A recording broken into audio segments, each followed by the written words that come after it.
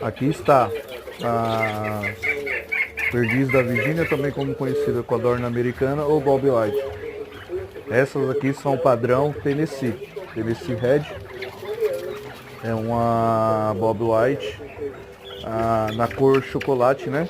Marrom mais intenso, e tem uma cor marrom mais clara.